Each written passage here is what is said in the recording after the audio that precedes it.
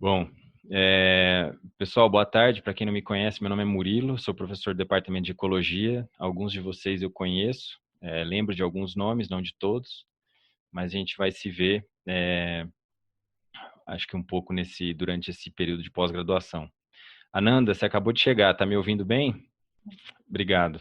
Pessoal, se vocês quiserem falar alguma coisa, vou interromper um pouco em alguns momentos e fazer perguntas para vocês, mas se vocês quiserem, vocês podem apertar o botãozinho aí para levantar a mão e pedir a palavra. Bom, essa aula é uma aula introdutória sobre delineamento experimental. Eu coloquei como título Delineamento Experimental, dois pontos, elementos importantes a se pensar, porque eu tenho certeza que vocês não vão aprender tudo hoje. Tem alguns conceitos, talvez, que vocês escutem falar pela primeira vez, e é importante que vocês relembrem sempre esses conceitos e que vocês pensem neles a cada vez que vocês forem fazer uma pesquisa ou forem desenvolver o mestrado de vocês. Então, vai ser mais ou menos um apanhado de algumas coisas que vocês têm que ficar ligado, obviamente. Eu vou começar, na verdade, com um exercício. Eu quero que vocês pensem aí, tem uma pergunta aqui específica. O manejo florestal altera significativamente a abundância e diversidade de aves, sapos e pequenos mamíferos florestais dentro desta reserva? Então, vocês têm aí na figura um polígono que representa uma área de reserva, um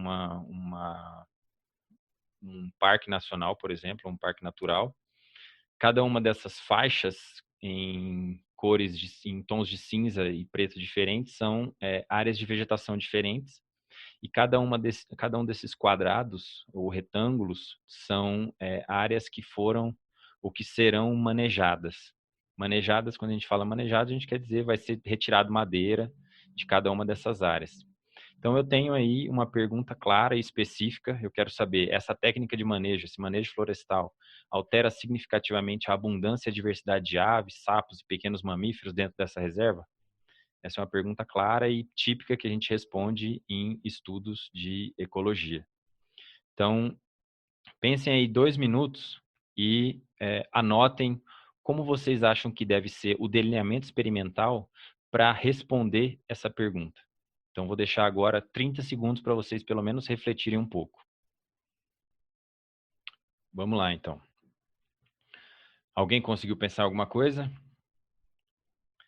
Se pensou, segura aí, no final da aula a gente responde, ok?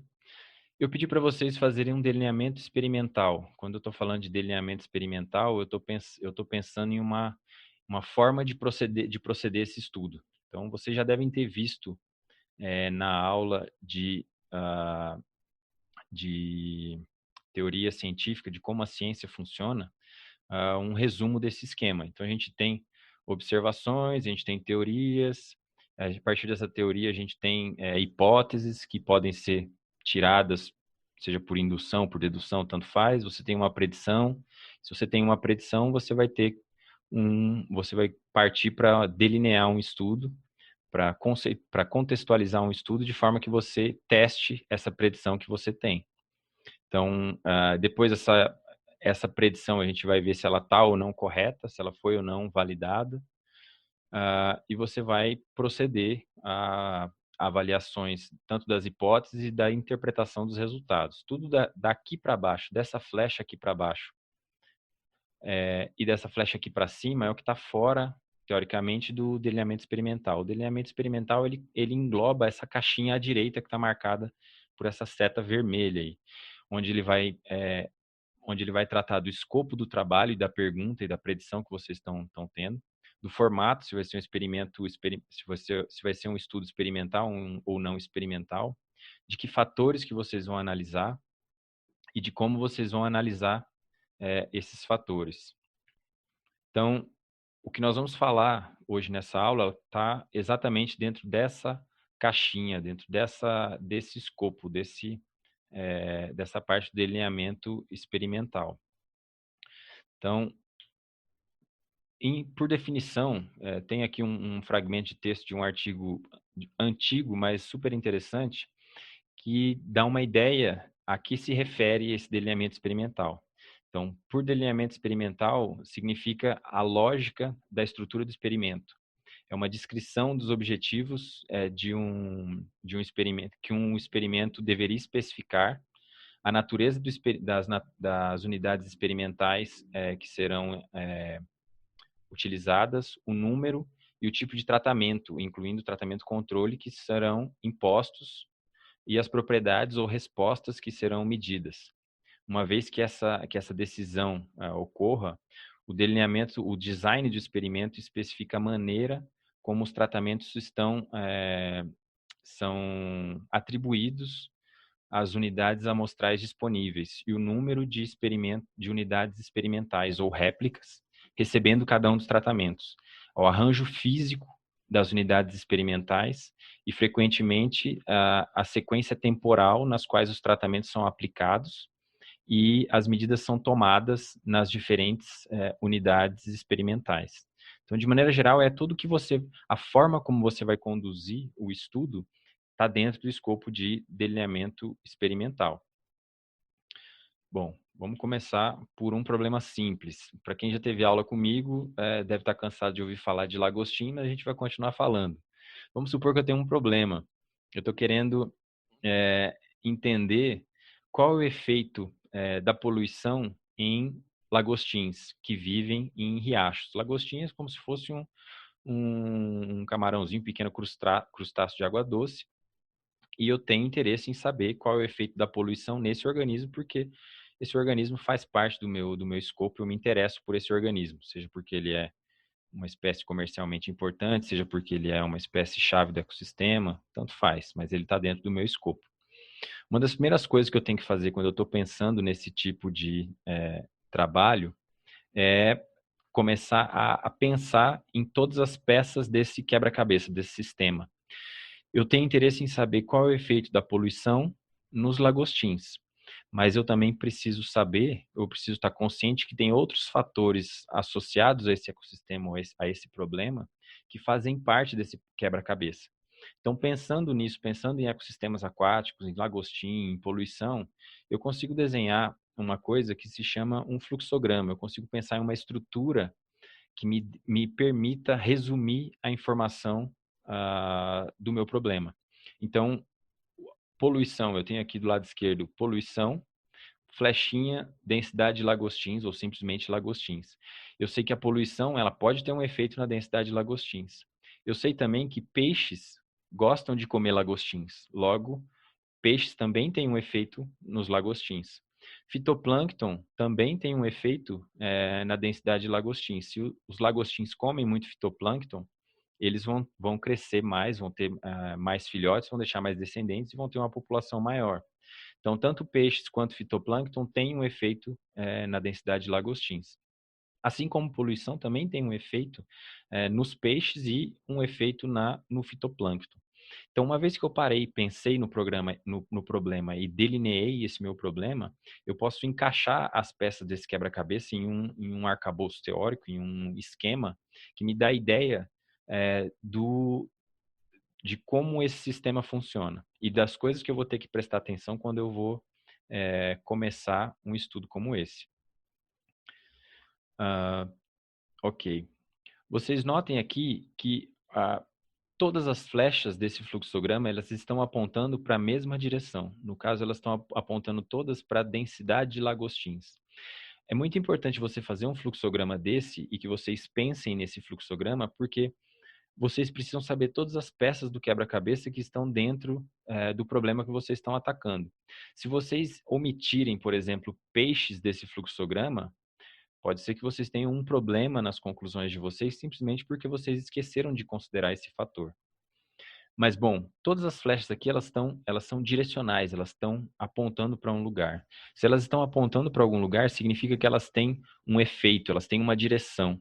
E no caso, como estão apontando todos para lagostim, significa que todos esses fatores, peixes, poluição e fitoplâncton, estão afetando a densidade de lagostins. Como as flechas todas estão apontando para a densidade de lagostins e como lagostim é a minha variável mais importante, é o organismo central da minha pergunta ecológica, eu consigo, por meio desse fluxograma, definir a priori quais são as minhas variáveis dependente ou a variável resposta e as minhas variáveis independentes desse problema. Então, quando eu falo de variável dependente ou variável resposta, significa a variável mais importante que vai fazer parte do meu objeto de estudo. Vocês já devem ter ouvido falar de variável dependente ou variável resposta em algumas das análises que vocês fizeram. Da mesma forma, poluição, peixes e fitoplâncton, elas são variáveis independentes. Então, isso me diz que se eu quiser estudar a densidade de lagostins, eu tenho que, no mínimo, considerar esses 3 fatores, poluição, peixes e fitoplâncton. Mesmo que eu queira só estimar o efeito da poluição na densidade de lagostins, eu preciso ter um conhecimento mínimo sobre peixes e sobre fitoplâncton se eu quiser delinear bem o meu experimento. Beleza. Agora que vocês já identificaram nesse problema as variáveis independentes e a variável dependente, vocês podem começar a pensar um pouco mais em detalhes sobre cada uma delas. Então, uma das primeiras coisas é pensar quais são as variáveis teóricas e quais são as variáveis operacionais. Se a minha pergunta principal é: poluição afeta lagostins? Esse é o cerne da minha pergunta. Não tinha nada sobre peixe, nem nada sobre fitoplâncton. Essa é a minha pergunta central. Se eu tenho isso, qual poluição, tanto poluição quanto lagostins, são as minhas variáveis teóricas. Se eu estou falando poluição, eu estou falando de um conceito abstrato, que pode querer dizer um monte de coisa, que tem a ver com um monte de métricas diferentes, mas essa é uma variável teórica. Assim como lagostins. Quando eu estou falando poluição afeta lagostins, o que eu quero dizer por lagostim? O que lagostim representa? Eu estou falando da condição física do indivíduo, eu estou falando da condição fisiológica do indivíduo, eu estou falando do número de indivíduos que tem na população, eu estou falando de algum comportamento específico do lagostim, eu estou falando de algum desses atributos? Não, eu estou falando de lagostim de maneira geral. Isso mostra que, como eu estou falando de lagostim de maneira geral, isso é uma variável teórica, isso é um conceito abstrato que está implícito, que está explícito na minha pergunta. Se eu quiser partir para um teste mais fino para responder essa pergunta, poluição afeta lagostins, eu preciso acessar as minhas variáveis operacionais que a gente fala. Sair do campo das variáveis teóricas e partir para o campo das variáveis mais concretas, nas variáveis que a gente consegue medir. Então, se poluição é uma variável abstrata, de repente um nível de agrotóxico na água já é uma variável concreta, é uma variável operacional que representa a minha variável teórica poluição. Eu posso estar utilizando, por exemplo, o nível de oxigênio dissolvido. A gente sabe que quanto maior a poluição, menor o nível de oxigênio dissolvido. Então, eu posso usar o nível de oxigênio dissolvido na água como sendo uma métrica para quantificar essa variável teórica que é poluição. Da mesma forma, lagostim. Quando eu estou falando de lagostim, eu posso estar dizendo a densidade de lagostim, ou é a atividade metabólica de um indivíduo, é o comportamento de um indivíduo, o que é. E sempre que vocês pensarem nesse o que é, vocês estão saindo das variáveis teóricas e indo para as variáveis operacionais. Por que isso? Porque as variáveis operacionais são aquelas que nós vamos conseguir de fato medir. São elas que vão ser objeto de estudo. As variáveis teóricas, a gente consegue inferir sobre as variáveis teóricas, mas as variáveis operacionais é que são de fato atacadas nos nossos estudos. Então essa distinção é super importante e vocês precisam fazer essa tradução da pergunta principal para vocês saberem exatamente o que vocês vão medir. Pode parecer simplista ou muito óbvio, mas em muitos casos isso não é nada óbvio. Você para um aluno de mestrado, um aluno de doutorado, você começa a falar de variável teórica, variável operacional, você está perguntando qual é a pergunta que ele está querendo responder e ele gagueja.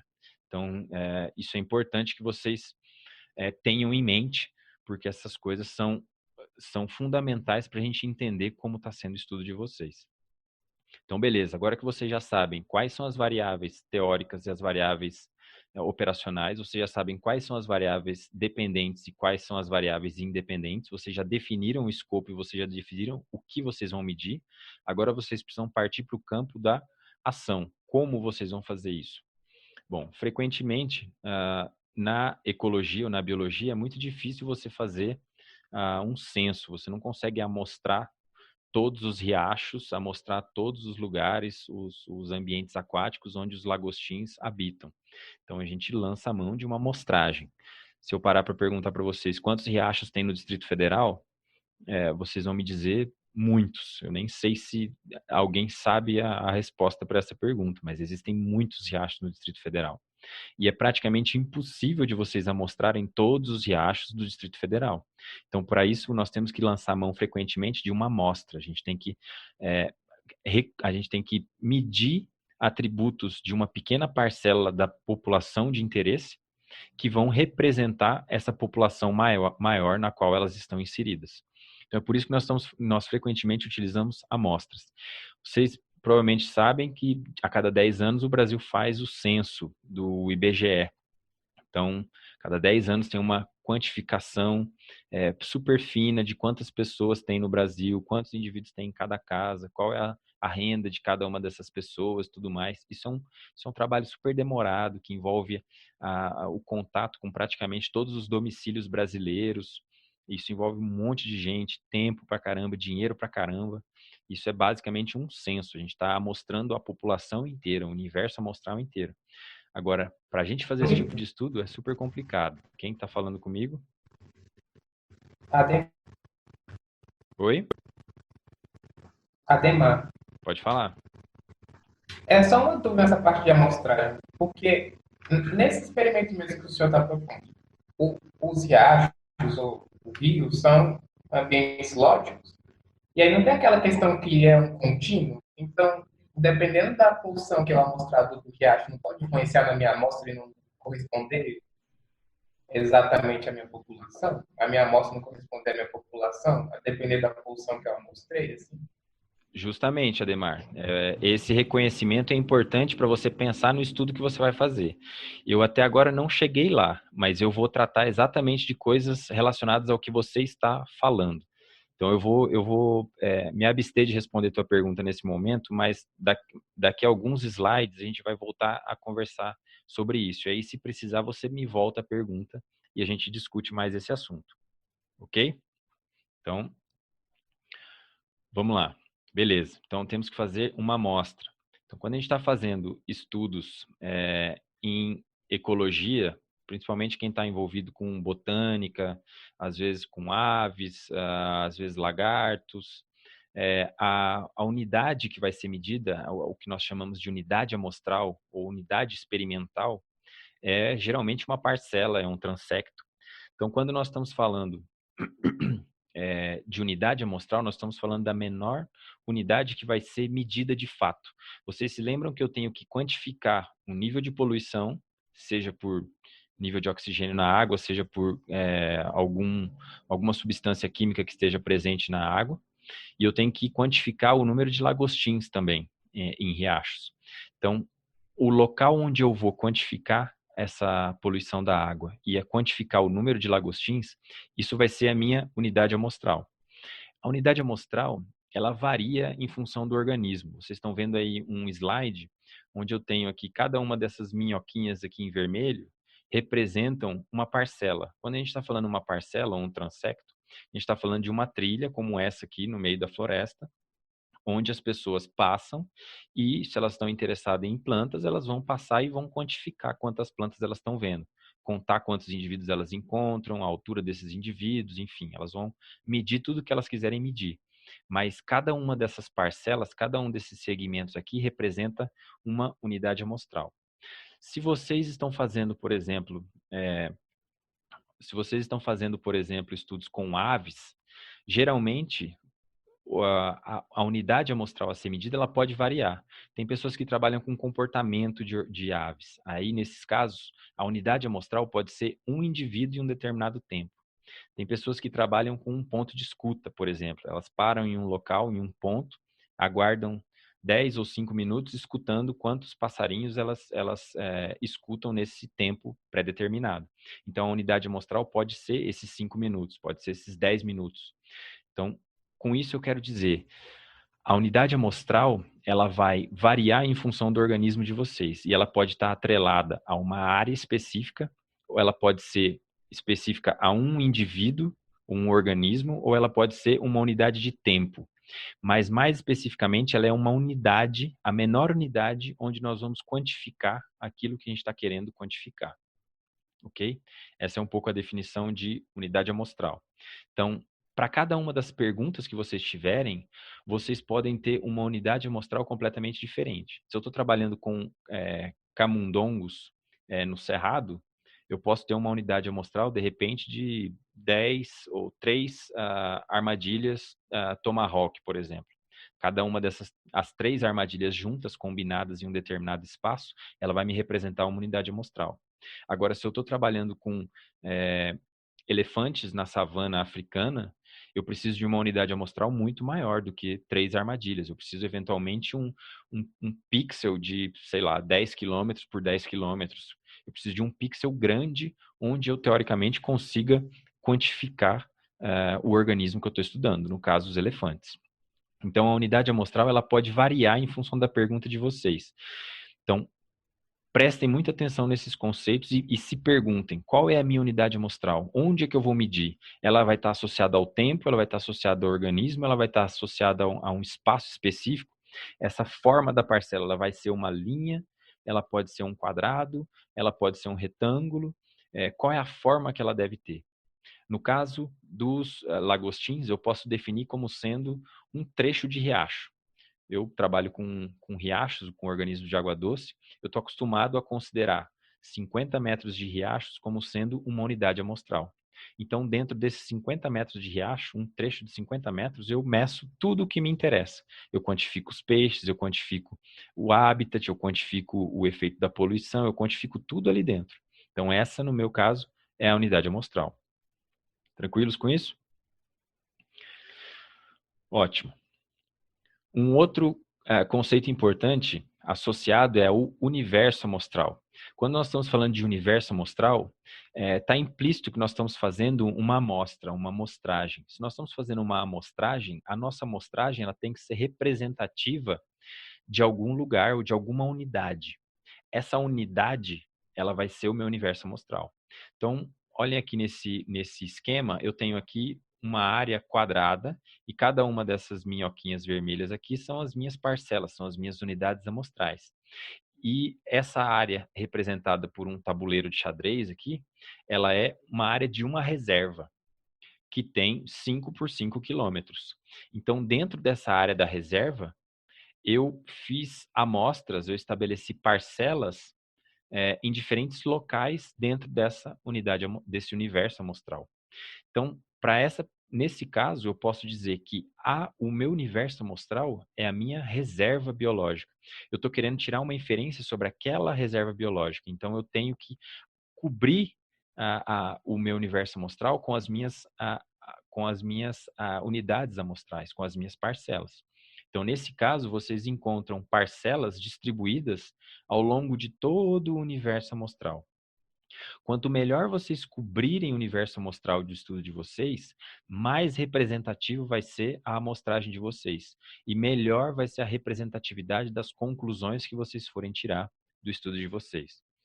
Só para facilitar esse conceito, deem uma olhada aqui nesse exemplo. Eu tenho aqui dois ecossistemas representados por esses triângulos, um ecossistema Amazônia, outro Brasil Central, e cada um desses polígonos representa uma área de uma reserva biológica dentro desses ecossistemas. Uma pessoa vira para mim, eu tenho interesse em estudar a diversidade de árvores na Amazônia e no Brasil Central. Se a pergunta dela está relacionada à Amazônia e ao Brasil Central, o universo amostral desse estudo, necessariamente, ele vai estar ligado à Amazônia e ao Brasil Central. O universo onde ele quer, a partir do qual ele quer tirar conclusões, ele é a Amazônia e o Brasil Central. Se ele restringir essa amostragem a somente esses locais onde tem esses pontinhos pretos, vocês acham que a cobertura do universo amostral foi bem feita? As unidades amostrais foram bem espalhadas ao longo do universo amostral? A resposta é não, claramente. Essa amostragem do pesquisador ou da pesquisadora, ela não cobre praticamente nada do universo amostral. Ela cobre somente uma partezinha de uma das reservas dentre todas as reservas que existem dentro desse bioma. Da mesma forma, cobre uma área muito pequenininha dentro dessa reserva do Brasil Central. Então, esse conflito entre o universo amostral e a disposição da unidade amostral me permite afirmar categoricamente que esse trabalho não foi bem amostrado. Se ele se propôs a estudar árvores na Amazônia e no Brasil Central, ele não vai conseguir responder a pergunta dele, porque a amostragem dele não está cobrindo todo o universo amostral. E logo as conclusões deles não são válidas para esses dois grandes biomas. Eu tenho um vídeo, na verdade eu tenho 2 vídeos no YouTube, vocês podem digitar meu nome no YouTube, Murilo SD, e vocês vão encontrar um canal onde eu tenho postado algumas coisas sobre estatística e algumas aulas sobre ecologia de maneira geral.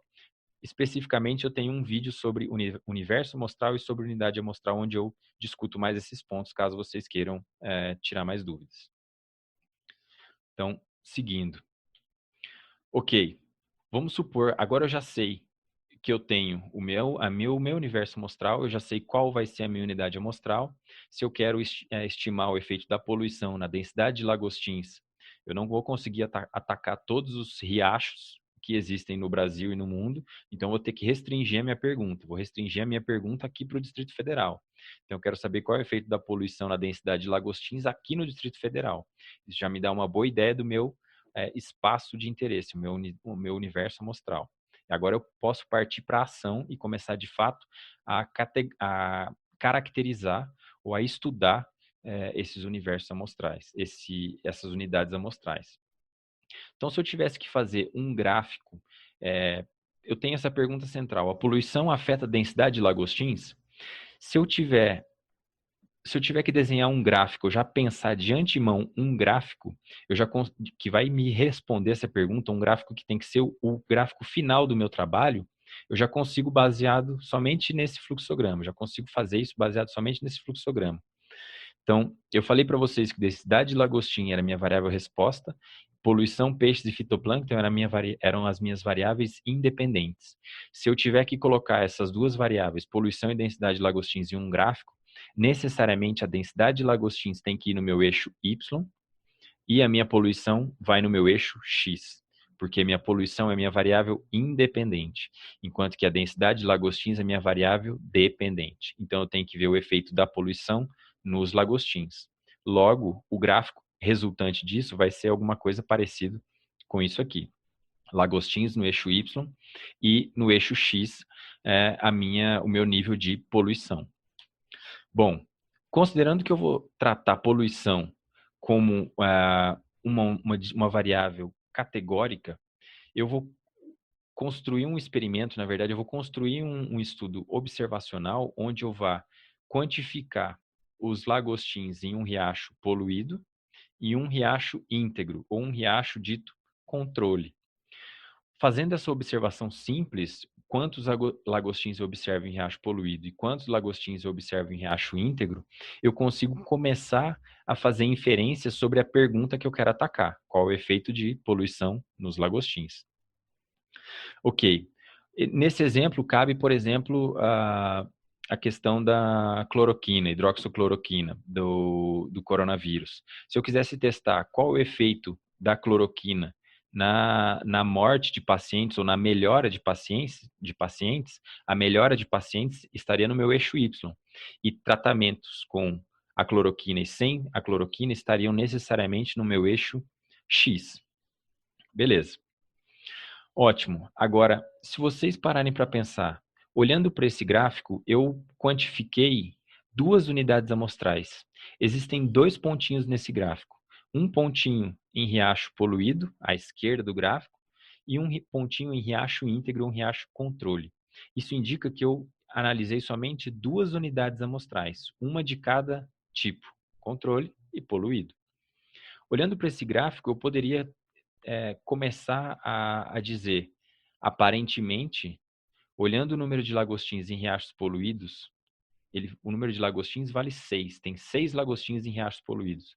Tem 5 lagostins em riachos íntegros. Eu poderia começar a dizer, parece que poluição aumenta o número de lagostins. Mas, na verdade, isso ainda é cedo para começar a tirar esse tipo de conclusão. Então, vamos partir para uma outra definição antes de atacar mais esse problema de quanto a gente deve amostrar. Então, quando a gente está falando de controle, quando a gente está fazendo um experimento como esse, qual é o efeito de poluição, a gente precisa, obviamente, geralmente em estudos ecológicos, é difícil a gente fazer manipulações em laboratórios. Então, o que a gente faz são estudos observacionais. A gente vai para campo e quantifica em determinadas situações o número de lagostim ou o que nos interessar. Nesse caso, para eu saber o efeito da poluição, eu preciso comparar o número de lagostins em riachos poluídos com o número de lagostins em riachos, teoricamente, que são controlados, onde não tem nenhum tipo de poluição, onde seja um riacho íntegro. E essa condição de ausência de poluição ou de riacho íntegro é chamada de controle.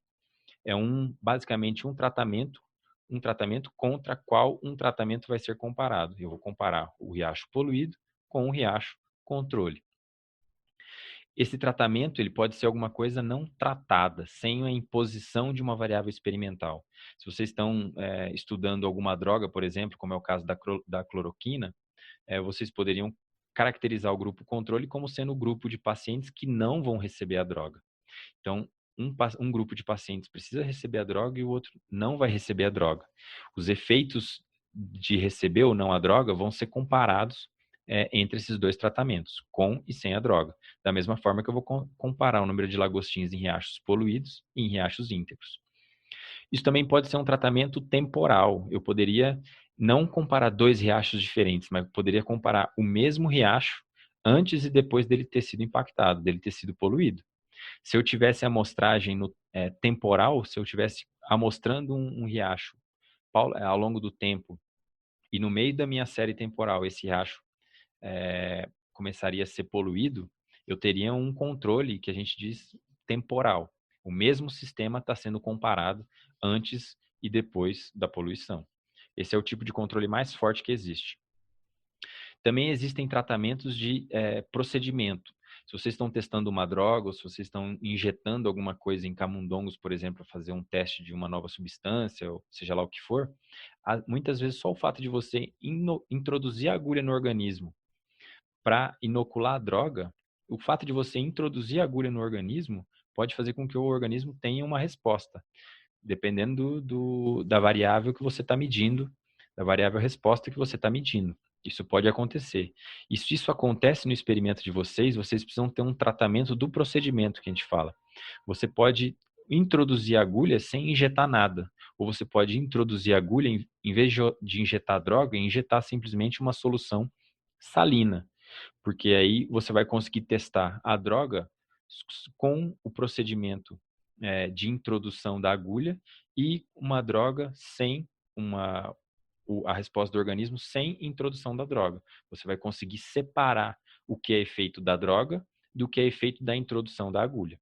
Então, nesses casos, é muito importante ficar atento para não ter essa confusão na hora de delinear os experimentos de vocês.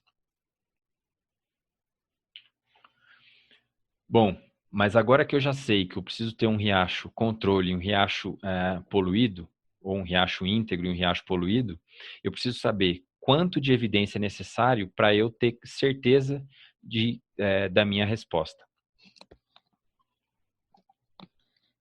Se eu tivesse somente contado lagostins em um riacho poluído e um riacho íntegro, eu teria um gráfico como esse. Se eu tivesse contado 3 riachos íntegros e 3 riachos poluídos, eu teria uma resposta como essa. Se eu tivesse contado 5 riachos poluídos e 5 riachos íntegros, eu de repente poderia ter uma resposta como essa. Então, à medida que eu aumento o número de observações, eu estou aumentando o número de informação que eu tenho. Eu estou aumentando a qualidade da minha informação. Quando eu tinha somente um riacho poluído e um riacho íntegro, eu tinha a sensação que nos riachos poluídos tinha, em média, mais lagostim do que nos riachos íntegros. Quando eu fiz 3 amostras de cada grupo, poluído e íntegro, eu comecei a notar que, aparentemente, se eu for calcular uma média aqui desse grupo, a média estaria mais ou menos aqui. Se eu for calcular uma média desse grupo aqui, a média estaria mais ou menos aqui. Então, em média, parece que tem mais lagostinhas em riachos íntegros do que em riachos poluídos. Se eu aumentar ainda mais, passar de 3 para 5 amostras em cada um dos grupos, essa média, essa diferença entre as médias começa a ficar cada vez mais clara. Então, de maneira geral, quando nós estamos repetindo o mesmo procedimento e quantificando as mesmas coisas em várias unidades amostrais, nós estamos fazendo repetições. É importante que a gente faça o máximo de repetições possíveis. Quantas repetições eu preciso? Não sei, mas eu preciso de o máximo de repetições que eu consiga fazer. 2 é bom? É bom, mas se tivesse 3 seria melhor. 7 é melhor que 5? É. Eu posso fazer só 5? Pode, mas se você fizer 7, é melhor. Eu posso fazer só 5 ou eu tenho que fazer 10? Se você tivesse que amostrar 10 riachos poluídos e 10 riachos íntegros, seria muito melhor do que amostrar somente 5 de cada um desses grupos. Então, não existe uma regra muito clara quando a gente fala de quanta evidência é necessária. Existem algumas tendências a dizer, por exemplo, a regra de 10. Quanto mais o número de observações independentes é ligado ao número de fatores que eu estou observando. Se eu estou querendo estudar o efeito de riachos íntegros e poluídos, eu estou querendo estudar o efeito da poluição, eu tenho somente um fator na minha análise, poluição, minha variável teórica. Então, eu poderia aplicar a regra dos 10. Eu poderia usar 10 unidades amostrais, 5 riachos poluídos e 5 riachos íntegros.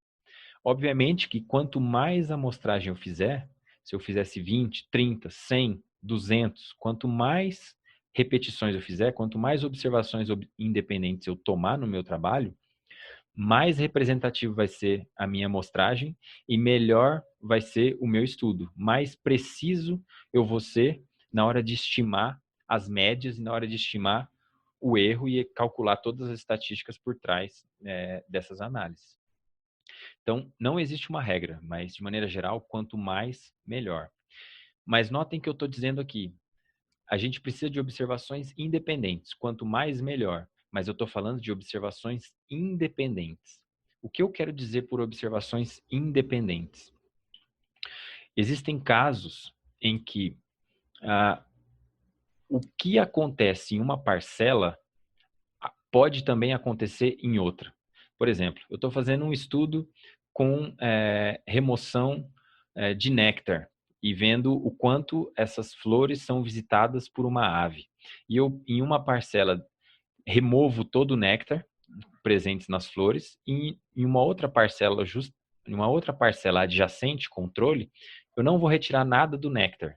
E eu vou quantificar qual é a frequência de ocorrência ou quantas vezes os pássaros vêm até essas parcelas. Acontece que, como essas parcelas são muito próximas, são contíguas, o pássaro que passa nessa parcela com remoção de néctar, ele tem grande chance de também passar e acessar essa parcela controle. Se isso acontece, se a mesma ave consegue sair de uma parcela e passar para outra, ou de um mesmo mamífero passar de uma parcela para outra, ou de qualquer organismo que seja, nós dizemos que essas observações não são independentes.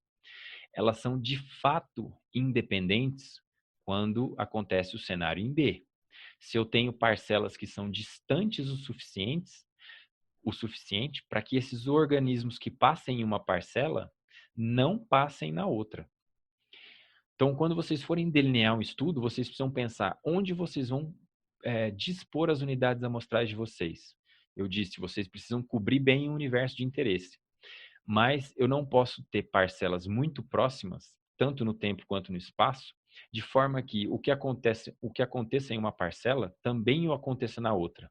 Se vocês desconfiarem que existe chance de duas coisas estarem acontecendo em uma parcela ou em um conjunto de parcelas, significa que essas observações elas não são verdadeiramente independentes. Elas são um problema. E aí liga o sinal vermelho. Quando essas observações não são independentes, nós chamamos essas observações, essas repetições, de pseudo-repetições. Pseudo-repetições porque elas não são uma repetição real do meu estudo. Ela não é uma repetição, não é uma unidade amostral que acrescenta informação no teu trabalho. Na verdade, ela já está representando uma coisa que já foi representada em uma outra parcela. Então, vou dar um exemplo aqui para vocês pegarem um pouco o contexto. Então, imagine que eu estou interessado em estudar lagostim em riachos desmatados, como esse aqui à esquerda. Mas, por acaso, esse riacho onde eu fui estudar, ele tem um fundo naturalmente rochoso. E eu sei de literatura, por exemplo, que o lagostim não gosta de riacho rochoso, com fundo rochoso. Ele prefere foliço. Ok. Se eu fizer uma parcela nesse riacho, aqui nessa parte mais rio abaixo, e fizer uma outra parcela aqui no riacho, rio acima, há uma grande chance de eu encontrar um número parecido de lagostins, ou uma densidade muito parecida de lagostins. Simplesmente porque esse riacho todo, ele é muito parecido, o fundo dele é rochoso. Se eu encontro 0 lagostins rio abaixo, muito provavelmente eu vou encontrar 0 lagostins rio acima, e vice-versa. Quando isso acontece, nós podemos dizer que essas duas unidades amostrais dentro desse mesmo riacho, elas são pseudo-repetições, ou elas não são informações verdadeiramente independentes.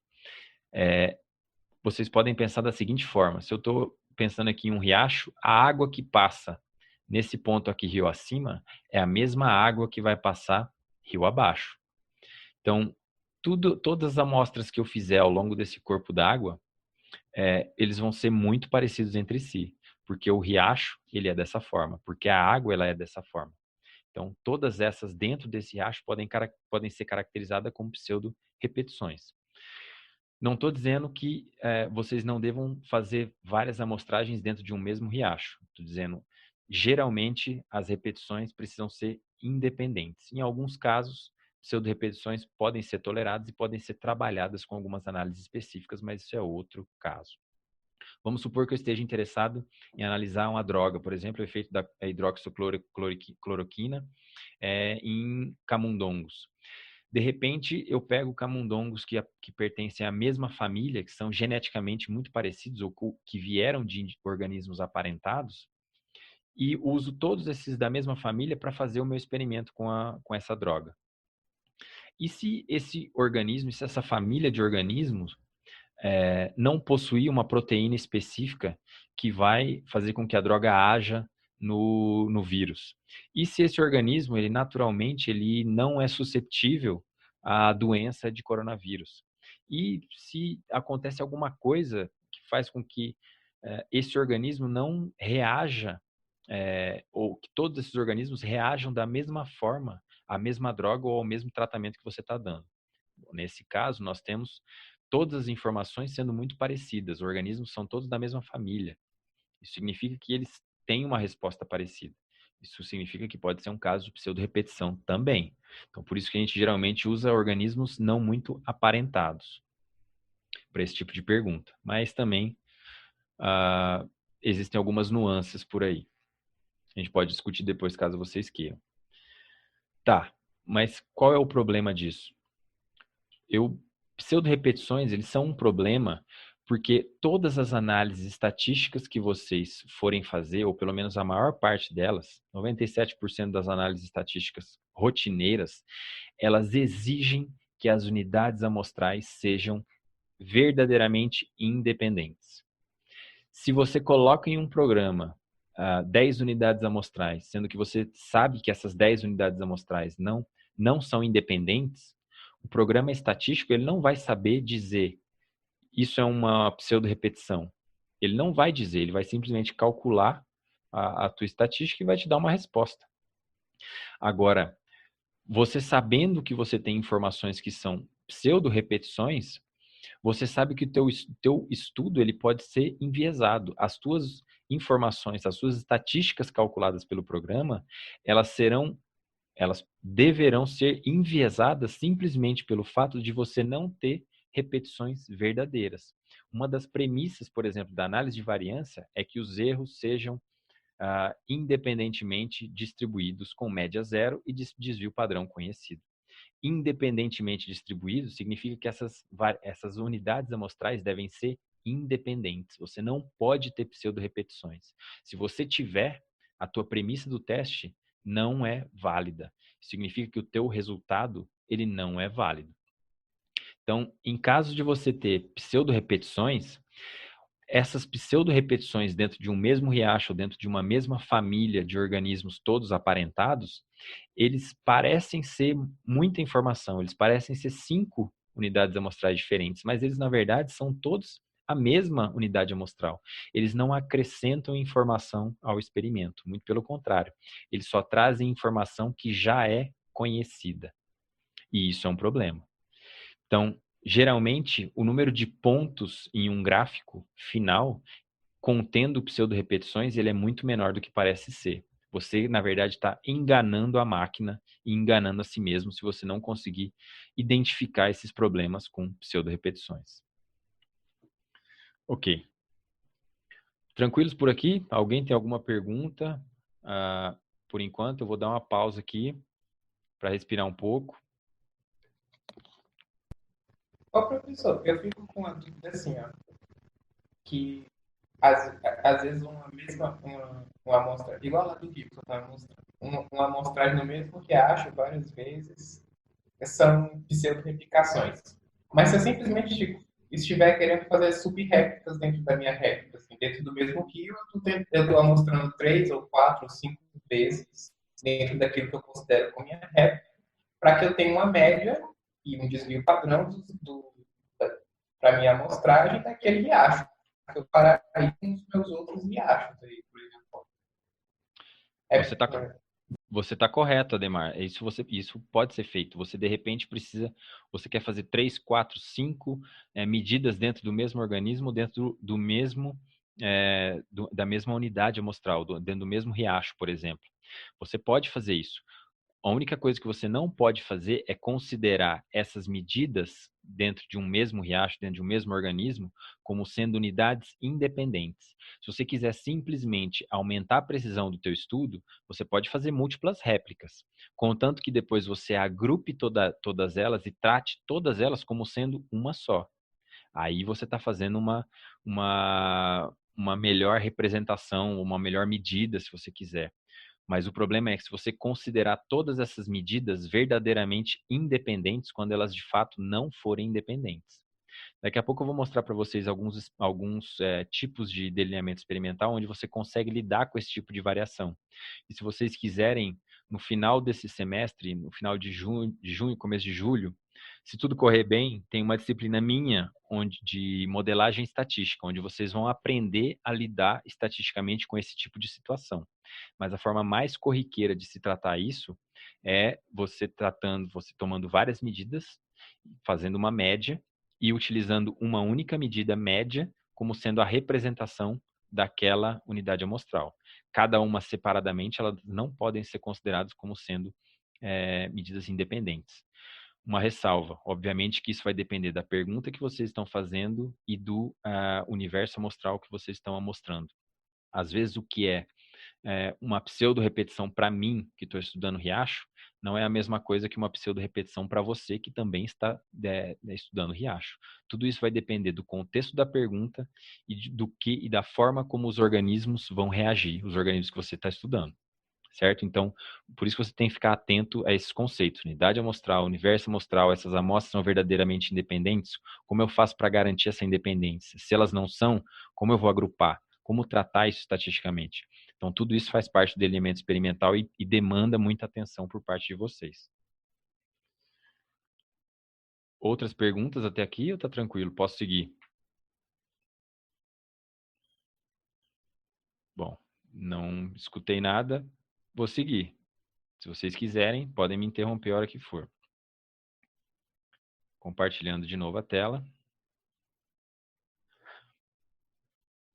Beleza. Existem outras coisas que são super importantes de se considerar quando a gente está fazendo um experimento. Não só a unidade amostral, se as unidades são independentes ou não, mas a gente precisa pensar em replicação. Replicação foi o que eu falei para vocês, o maior número de réplicas possível. A gente precisa pensar também em randomização e independência, que eu acabei de falar para vocês. Então, quando eu estou falando, vamos fazer mais amostragem, o máximo de amostragem que puder, quanto mais replicação a gente fizer, eu estou falando, quanto maior a replicação, menor o ruído e maior a precisão da minha análise. Quanto mais amostras eu tiver, melhor vai ser a caracterização do meu universo amostral. Mais certeza eu vou ter daquela minha conclusão. Mais preciso eu vou ser. Eu vou ter uma resposta, em vez de eu ter uma resposta, por exemplo, de 0,1, se eu quiser ter uma precisão muito maior, eu posso ter uma precisão de 0,0001. Só que para isso eu vou ter que aumentar muito o meu número de amostras, para poder diminuir esse resíduo e aumentar ainda mais a minha precisão. Ok? Vocês se lembram que a média, a variância e o desvio padrão são divididos pelo número de observações. Então, quanto maior o número de observações no denominador, menor vai ser o valor da média, da variância e do desvio padrão. Mais preciso vai ser as minhas estimativas, ok? Quanto menor o número de unidades amostrais, maior vai ser a minha variabilidade, maior vai ser a variância, maior vai ser o desvio padrão. Obviamente, maior vai ser o intervalo de confiança e menor a minha precisão. Se eu quiser aumentar a precisão de novo, quanto mais amostras eu fizer, melhor. Randomização, ela também elimina o ruído do experimentador e aumenta a acurácia das estimativas. Randomização, quando eu estou falando de randomização, eu estou falando da disposição das unidades amostrais ao longo do universo amostral.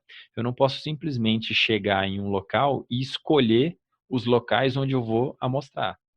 A partir do momento que eu estou escolhendo uma unidade amostral, que eu estou olhando, avaliando, pensando e decidindo, eu vou amostrar aqui, eu posso estar incorrendo a um erro, porque eu estou deixando a minha visão sobre a escolha da parcela, sobre a escolha do local que eu vou amostrar. Então, quanto mais aleatório for a disposição das unidades amostrais ao longo do universo de interesse, menor vai ser o meu ruído na estimativa dos parâmetros ou na estimativa dos efeitos que eu estou interessado. Repetição e randomização também melhoram a estimativa e permite o teste. Quanto mais elementos e quanto melhor ele for aleatorizado, quanto melhor ele for randomizado ao longo do universo amostral, mais precisa vai ser a estimativa e mais coerente ela vai ser a estimativa para todo o universo amostral. E, obviamente, a independência dessas amostras é importante, porque elas garantem elas garantem que os erros sejam independentemente distribuídos. E aí a gente não vai ter problemas com os valores de alfa, nem com os valores de P, nem com os valores estimados nas nossas análises estatísticas. Ok? Esses três fatores são fundamentais para garantir uma boa estimativa dos parâmetros e dos efeitos dos seus futuros estudos. Tem uma outra coisa também que se chama, algumas coisas no experimento, obviamente, a gente não consegue controlar. Eu vou voltar antes de falar disso, eu vou falar uma palavrinha, um parênteses sobre randomização. Eu disse que geralmente é bom você não escolher, mas existem casos em que o teu delineamento requer uma escolha. Dentro dessa escolha, a tua escolha, ela pode ser direcionada a algum controle de um outro efeito que você não tem interesse ou um outro controle mais fino do estudo de vocês. Mas, de maneira geral, vocês precisam ficar muito atentos à randomização. Existem elementos que a gente simplesmente não controla. A gente está trabalhando com parâmetros biológicos. Então, existe um termo aí até engraçado na literatura, que tem nesse artigo que eu vou passar para vocês, que se chama intrusão demoníaca. Intrusão demoníaca é como se fosse o demônio fazendo algo no seu tratamento. Então, vamos supor que eu tenha interesse de testar o efeito da predação por onças em uma determinada presa, por exemplo, em roedores. E em algumas das minhas parcelas eu tenha feito cercas para evitar que as onças entrem nessas parcelas e poder quantificar os meus roedores ali dentro. Mas se eu não ficar atento, podem ter outros organismos que simplesmente podem se servir dos roedores. Esse carcará ou esse gavião, ou seja lá o que for essa ave, ela pode estar afetando a minha densidade de presas e ela não ser controlada por essa cerca que eu instalei. Então, o que eu acho que, de repente, pode ser um efeito da ausência de onças, ele, na verdade, pode ser um efeito devido a algum outro fator que eu não medi ou que eu simplesmente esqueci, como, por exemplo, o número de gaviões. Então, lembra que eu pedi para vocês fazerem um fluxograma e linkarem todas as peças do quebra-cabeça? Pois bem, se vocês nesse contexto tivessem pensado no gaviões, vocês já teriam feito uma gaiola ou uma unidade amostral que segregasse tanto as onças quanto os gaviões para poder estimar melhor os efeitos de vocês. E quando esse tipo de erro acontece nas nossas amostragens, a gente chama isso de intrusão demoníaca, alguma coisa que a gente não controla ou simplesmente não pensou e depois que coletou a informação, não tem mais o que fazer. O experimento foi por água abaixo. Existem também intrusões, entre aspas, não demoníacas, que a gente fala. Às vezes você está fazendo um experimento e acontece alguma coisa no teu experimento, mas que não é tão grave assim a ponto de invalidar o teu experimento. Então, nesse caso, a natureza, a magnitude e a frequência desses eventos, ela geralmente é imprevisível. Mas se esse evento imprevisível, de repente, acontece em todos os tratamentos, em todas as unidades amostrais que você testou, por azar, de repente esse ruído, como ele foi uniforme ao longo de todas as unidades amostrais, você ainda consegue controlar um pouco esse efeito negativo. Você consegue excluir esse problema da tua análise por meio de ferramentas estatísticas. Então, aí, nesse caso, não é tão ruim assim, você não invalidou completamente o teu trabalho. Mas, em alguns casos, esse efeito pode causar problema. Então, por exemplo, se vocês estão fazendo, não sei, de repente, germinação de sementes, vocês botam todas as bandejas de semente dentro de um único forno, e de repente esse forno não está esquentando uniformemente as sementes. De repente, as sementes do fundo, elas estão mais numa temperatura menor que as sementes da frente. Isso pode gerar um ruído no teu experimento. Isso pode ser uma intrusão demoníaca, que pode invalidar o teu experimento. Agora, se o forno não estiver funcionando muito bem, mas estiver mais ou menos da mesma forma, de forma uniforme em todas as unidades amostrais, isso pode ser menos problemático. Porque se isso acontece, esse tipo de ruído acontece no teu delineamento experimental, você muitas vezes não consegue separar o que é efeito do tratamento e o que é efeito da intrusão. É efeito da onça, isso que eu estou vendo, ou é efeito da onça e do gavião? Se isso acontece, você não tem como dizer isso é efeito da onça, é efeito do gavião. E você não tem ferramentas para separar um efeito do outro. Você vai ter que refazer o experimento de novo. Então, por isso é importante pensar nesses erros para vocês não correrem o risco de terem um imprevisto ou de simplesmente não serem pegos de surpresa com um efeito bizarro na análise de vocês. Então, nesse caso, agora eu volto para aquela pergunta que o Ademar fez. Vamos supor que eu saiba a priori, eu sei a priori que poluição, peixes, fitoplâncton afetam lagostins. E eu sei que nesse meu riacho, ficou cortado aqui o fitoplâncton, mas eu sei que nesse riacho tem um gradiente de fitoplâncton rio acima para rio abaixo. Essas bolinhas estão representando aí a quantidade de fitoplâncton. Tem menos fitoplâncton rio acima e tem mais fitoplâncton rio abaixo. Se eu estimar o efeito da poluição nesse caso ao longo desse riacho, eu não vou conseguir saber se o resultado que eu estou tendo é de fato um efeito da poluição ou um efeito do fitoplâncton.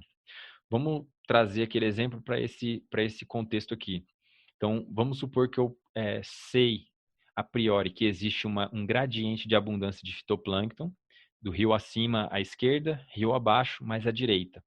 E eu dispus as minhas unidades amostrais dessa forma. Todos os riachos íntegros estão em áreas mais rio acima e todos os riachos poluídos estão em áreas mais rio abaixo. Isso é super frequente de acontecer em paisagens alteradas. Então, vocês acham que eu vou conseguir separar o que é efeito da poluição do efeito do fitoplâncton? Nesse caso, não. Reparem que todas as parcelas, as unidades amostrais que têm riachos poluídos, são essas de bolinhas pretas, estão todas à direita.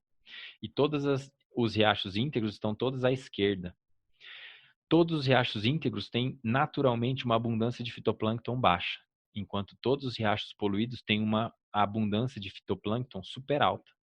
Nesse caso, se você fez um delineamento exatamente dessa forma e não prestou atenção na abundância de fitoplâncton, é impossível de você estimar o efeito da poluição e separar o efeito da poluição do efeito do fitoplâncton, simplesmente porque eles estão todos segregados ao longo desse gradiente.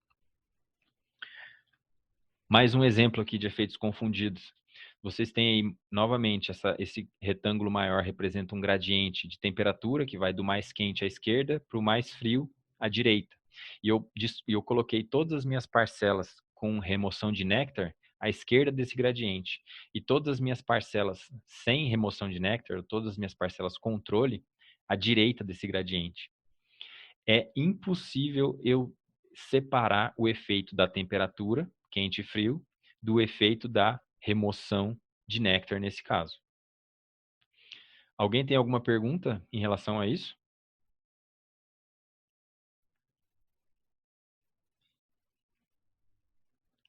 Ok, estou seguindo. Então, vejam aqui alguns exemplos a não seguir.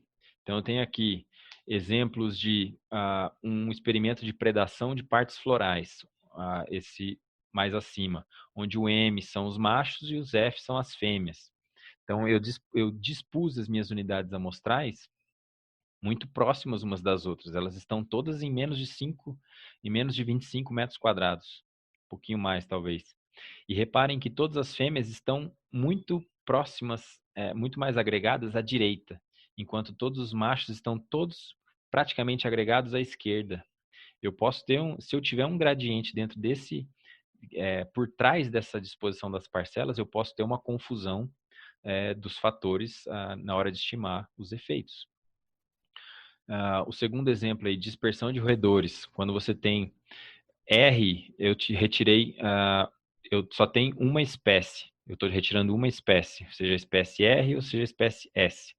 Quando eu tenho SR, significa que eu estou retirando ambas as espécies da área.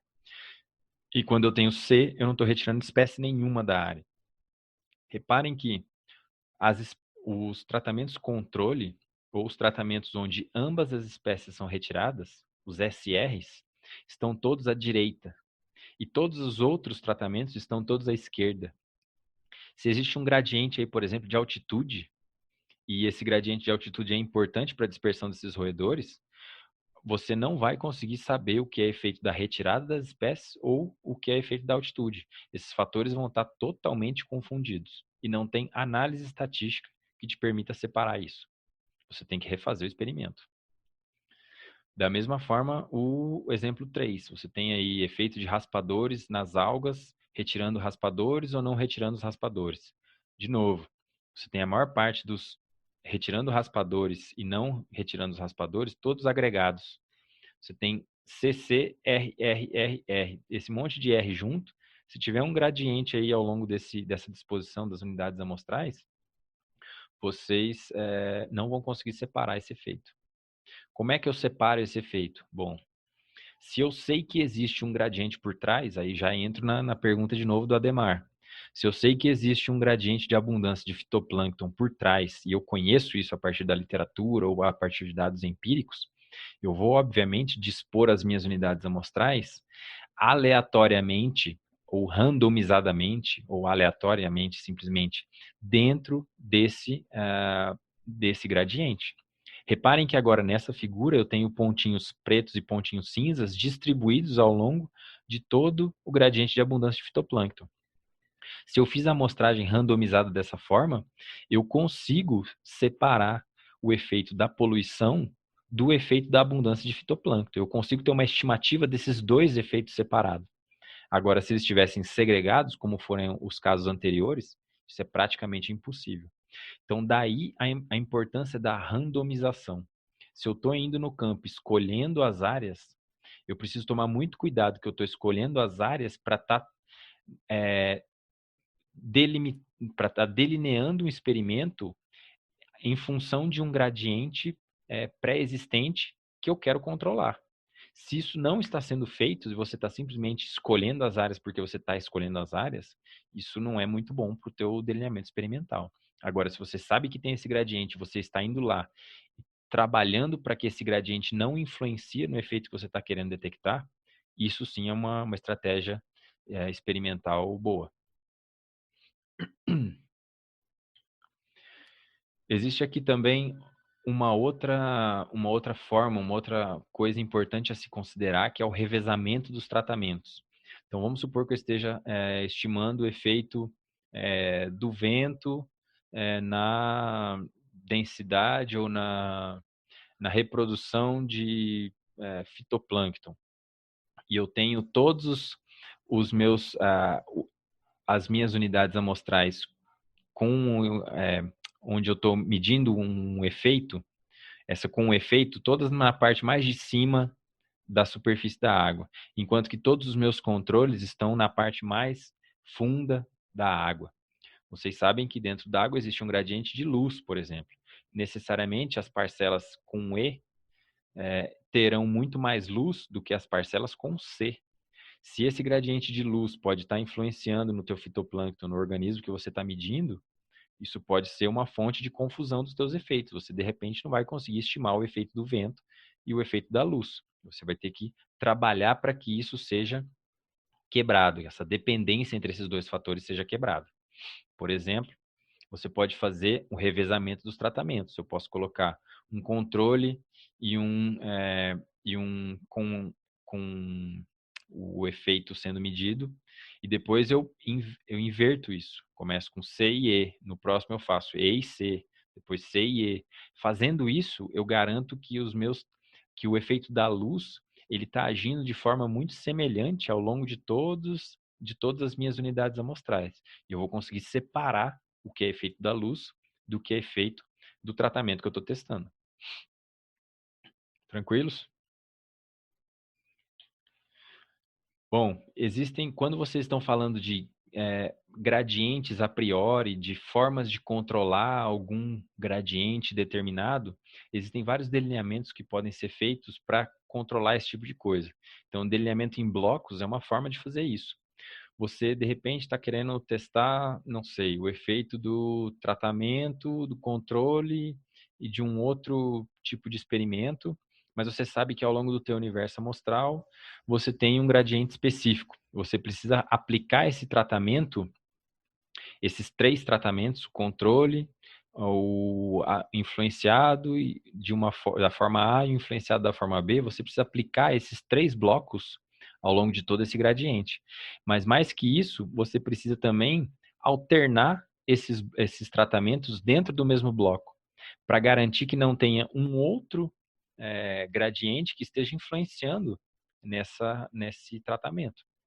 Se você fizer o revezamento desses tratamentos e dispor esse bloco ao longo do gradiente de interesse, você vai conseguir quebrar exatamente esses efeitos e quantificar cada um deles independentemente. Então, por isso, um delineamento em blocos é super poderoso para quando tem efeitos, quando efeitos confundidos precisam ser separados.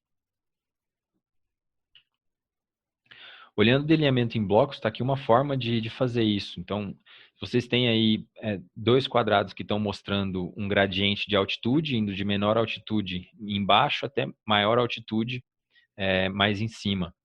A forma como você vai dispor esses blocos é super importante para validar esse delineamento. Então, à esquerda, se vocês fizerem blocos, o mesmo bloco ao longo da mesma faixa de gradiente, com os blocos na horizontal, dentro dessa parcela aqui, você vai ter o mesmo gradiente de altitude dentro dela. Você vai ter o mesmo gradiente de altitude dentro dessa parcela. Você vai ter o mesmo gradiente de altitude dentro dessa parcela aqui. Isso significa que cada uma dessas parcelas está numa altitude diferente.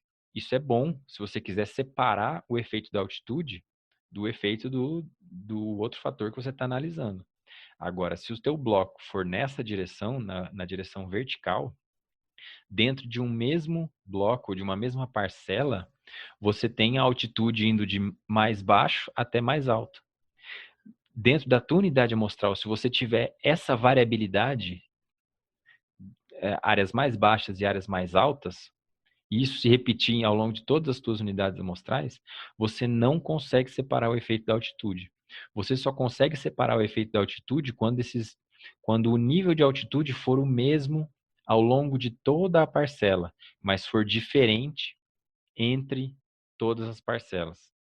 Aqui, se vocês olharem, o nível de altitude, a variabilidade de altitude, ela vai ser a mesma dentro de todas as parcelas. Todas as parcelas terão áreas baixas e áreas altas. Se isso acontecer, você não consegue separar o efeito da altitude e os teus blocos não são válidos. Em outras palavras, começa de novo teu delineamento e teu projeto. Existem também delineamentos hierárquicos que vão no sentido do que o Ademar falou.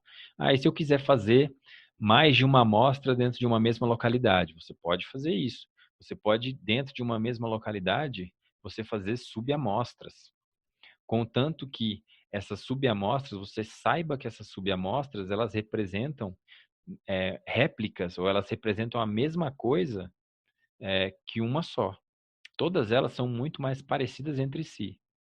Não tem problema se isso for feito, mas você não pode considerar cada uma dessas parcelas como sendo unidades amostrais independentes. Você precisa tratar esses dados com ferramentas estatísticas que te permitam considerar essa variabilidade, essa não independência das amostras. Ok? Isso, em geral, te permite maior precisão nas métricas, nos dados, porque você consegue quantificar de maneira muito mais precisa a densidade de lagostim ou o nível de poluição. Você consegue quantificar uma variação dentro dessas áreas e uma variação entre as áreas com maior precisão. E você consegue identificar qual dessas escalas tem mais efeito no teu objeto de estudo.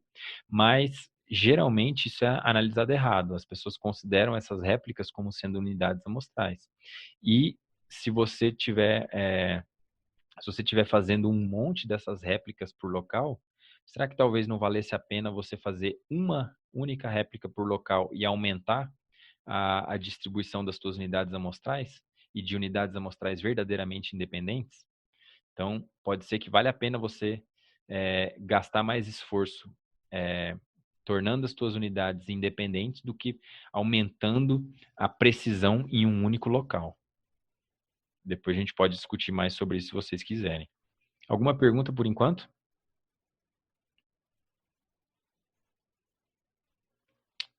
Ok, estou seguindo. Existe um fator, um delineamento experimental super interessante para quem trabalha com efeitos de impacto, efeitos de qualquer outra coisa. Mas ele é um tipo de delineamento que se chama antes e depois controle impactado.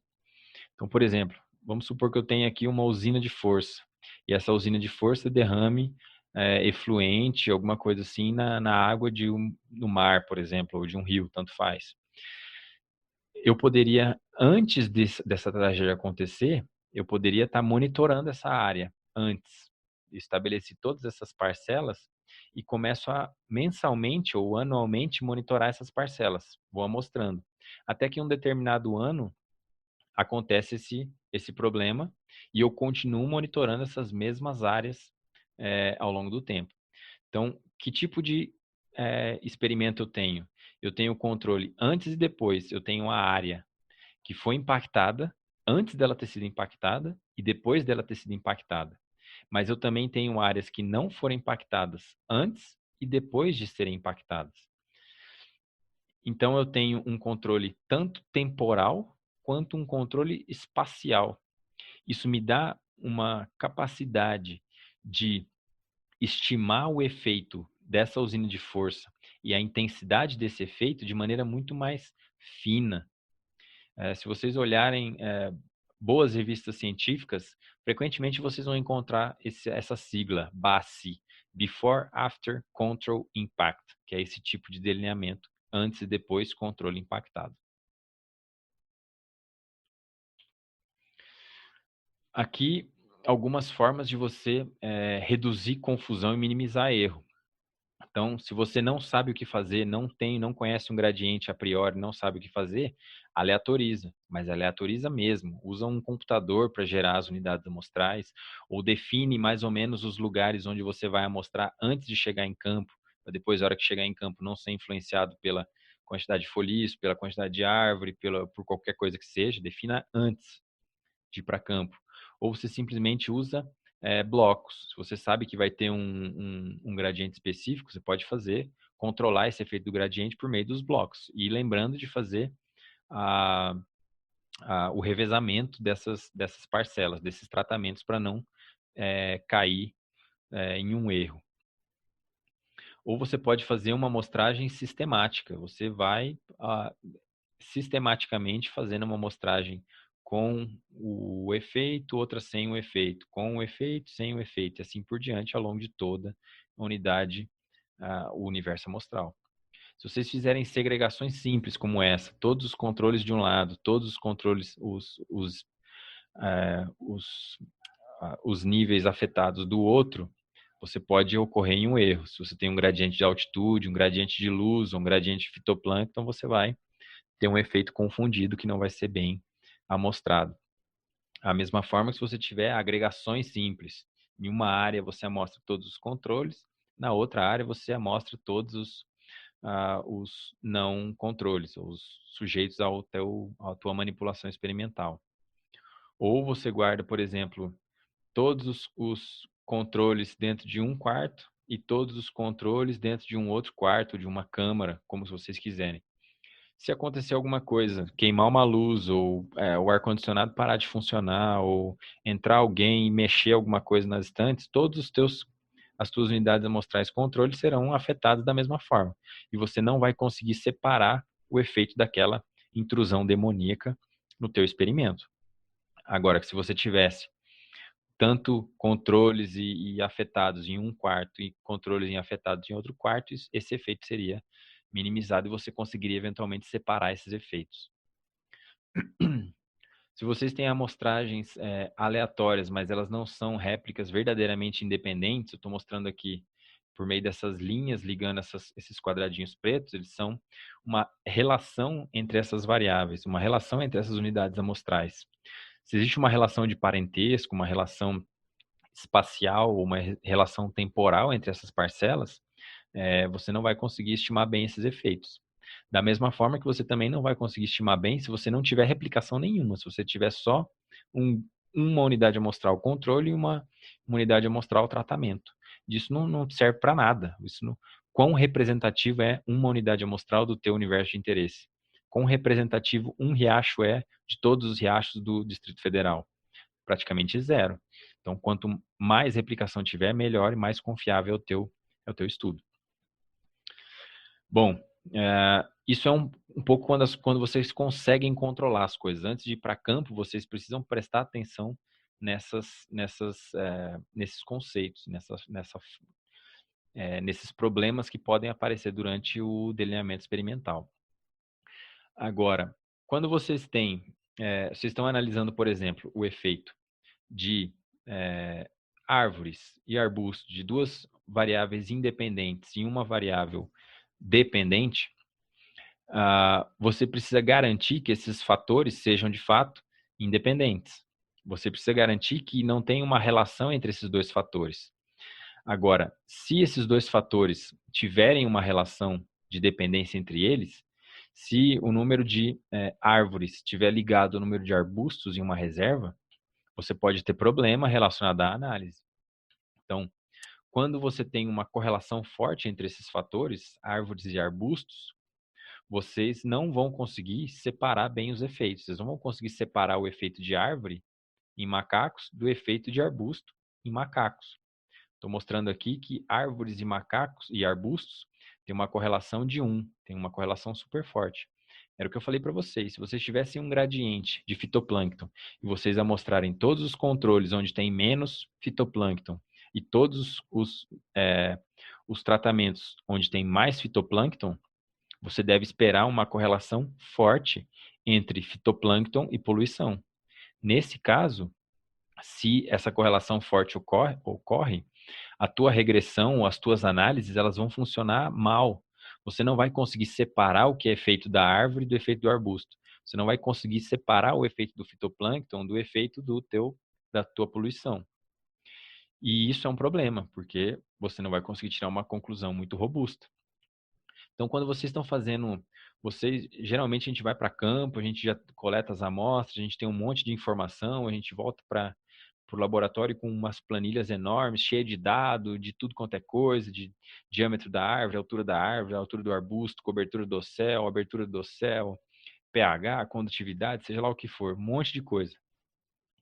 Mas se essas variáveis estiverem correlacionadas, não adianta você medir ela em campo, porque você não vai conseguir separar um efeito do outro.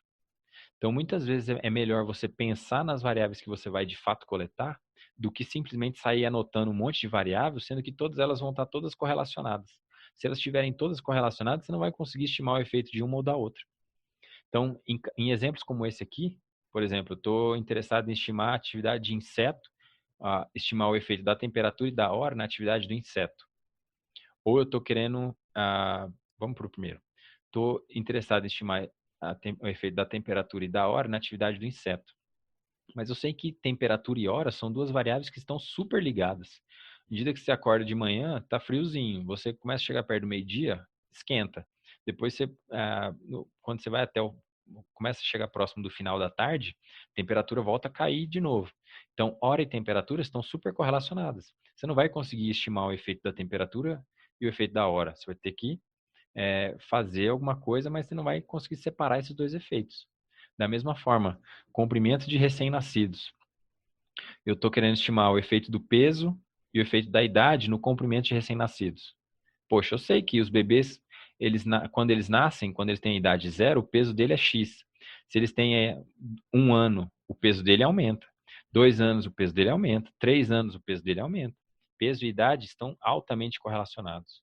Se isso acontece, não adianta eu tentar fazer uma análise para separar o efeito do peso do efeito da idade, porque esses dois fatores estão altamente correlacionados.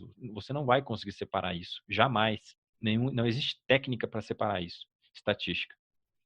Se você quiser estimar o efeito do tempo de alagamento, do número de queimas na densidade de palmeiras, você sabe que uma área que fica alagada muito tempo, necessariamente ela não vai queimar.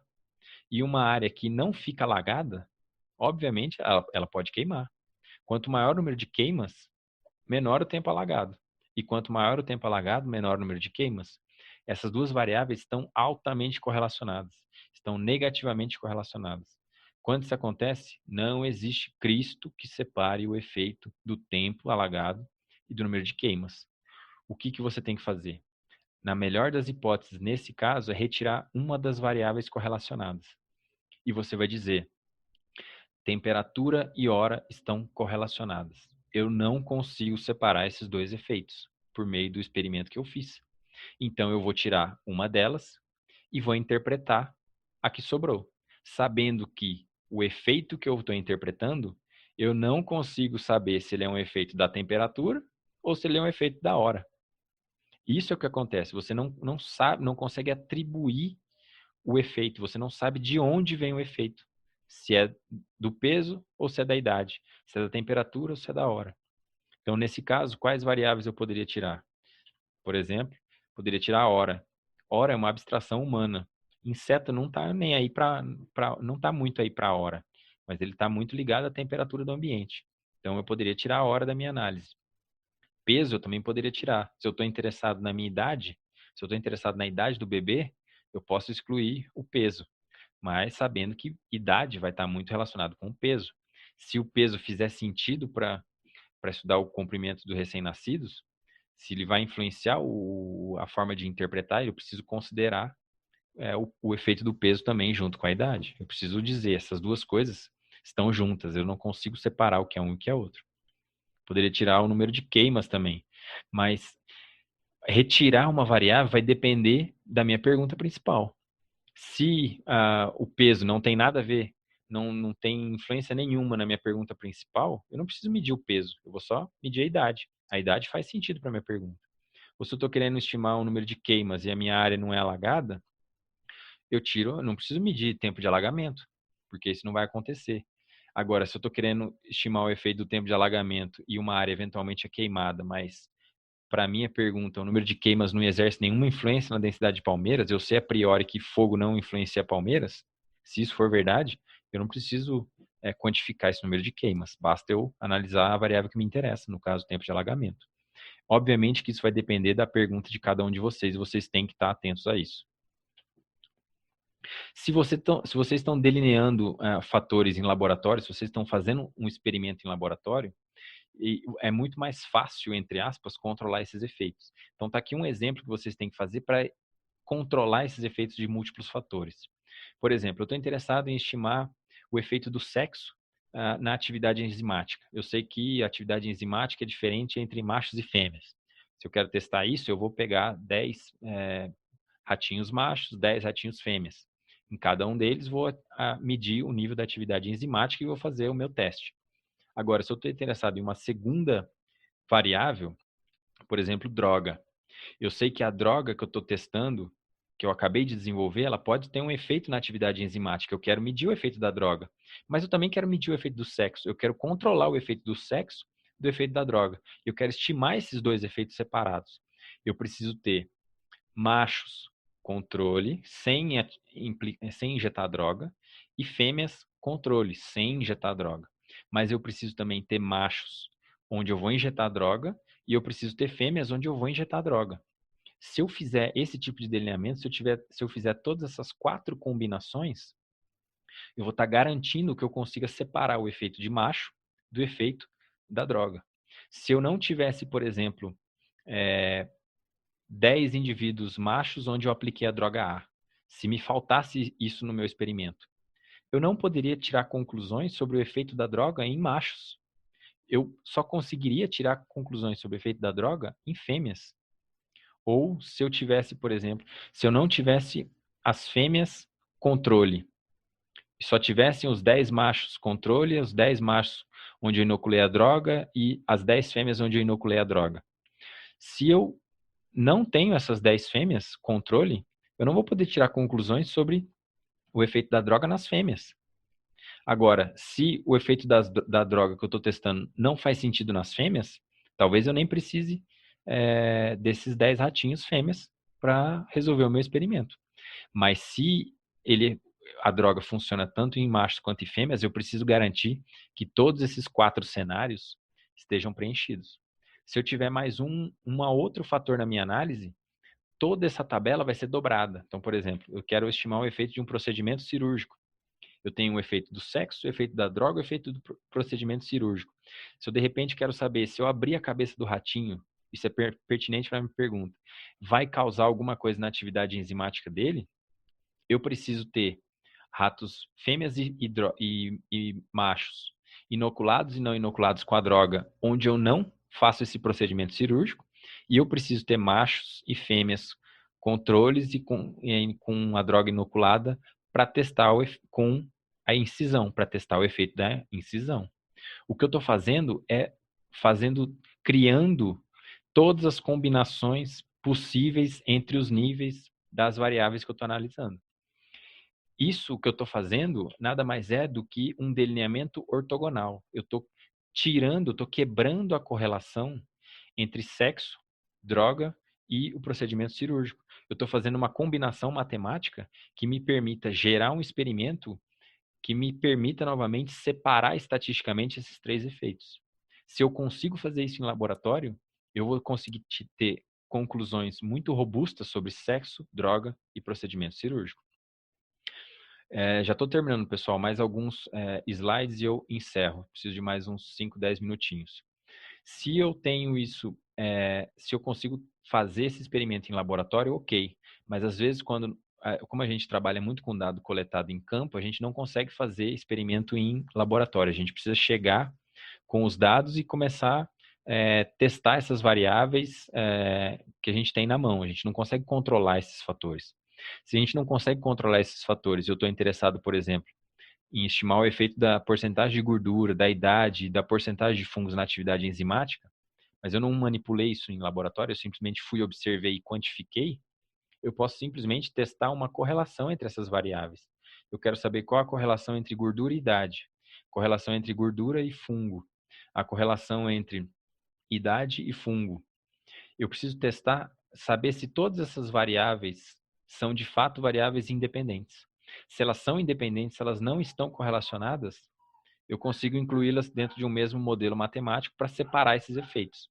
Agora, se elas estão muito correlacionadas, eu praticamente não vou ter formas de separar esses efeitos bem nos meus modelos estatísticos, eu vou ter que ignorar algumas dessas variáveis.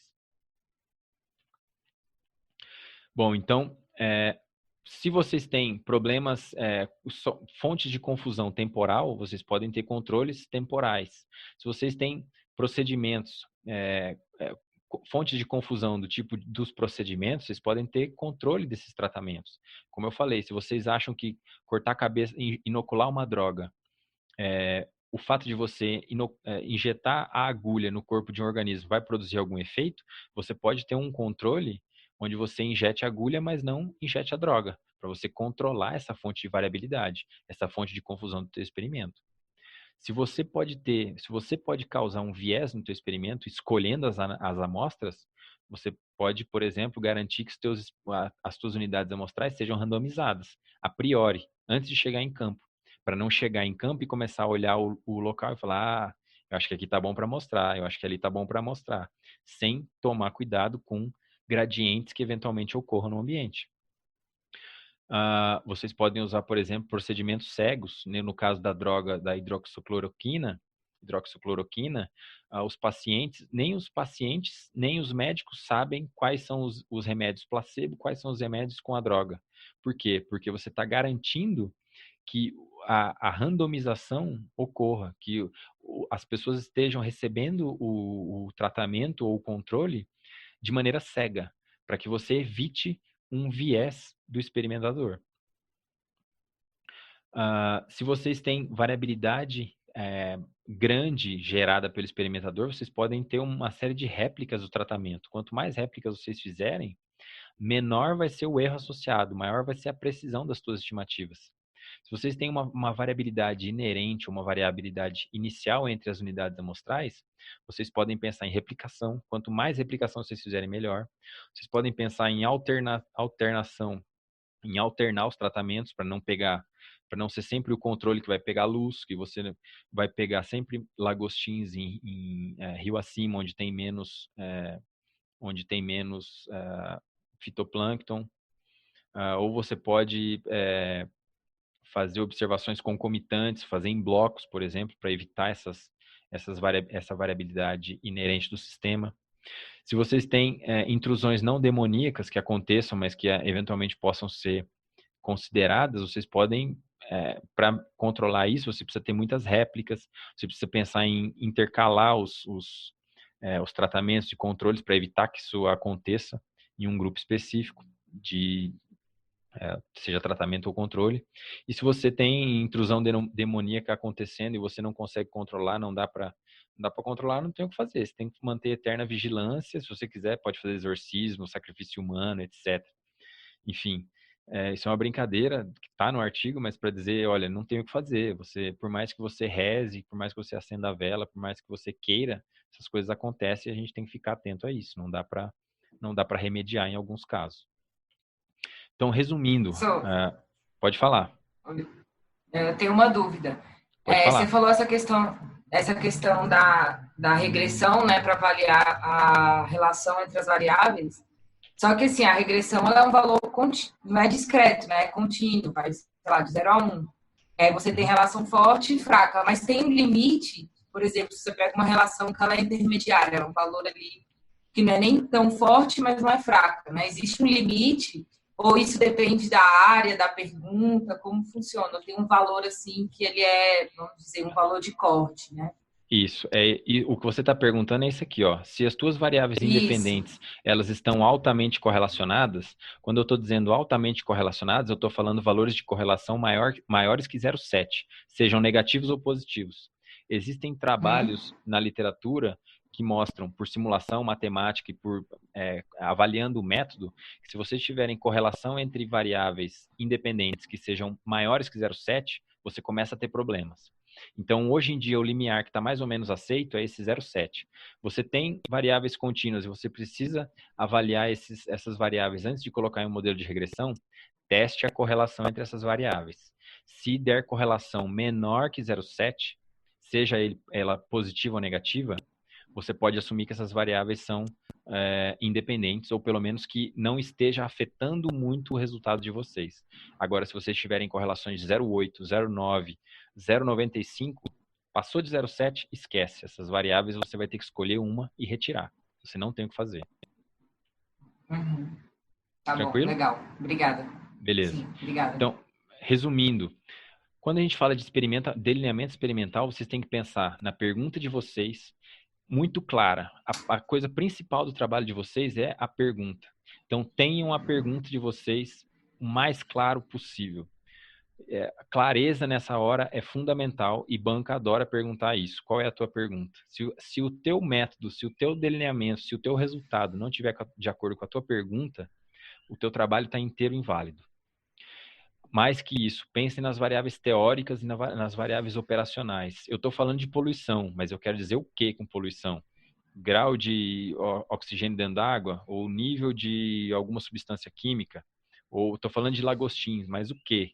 É atributo do indivíduo, ou é número de populações, ou número de indivíduos, ou é número de espécies diferentes de lagostins, seja lá o que for, mas defina a priori, esteja claro nisso.